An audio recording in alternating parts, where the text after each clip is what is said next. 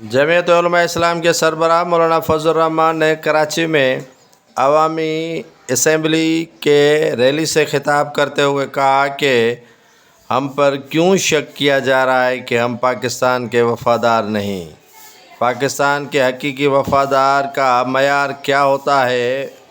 Boat polish کرنا اور تابعداری کرنا ہی پاکستان کے حقیقی جو محب وطن کا سرٹیفکیٹ ہے وہ اسٹیبلشمنٹ سے لیا جائے تو ہم حقیقی پاکستانی بن سکتے ہیں۔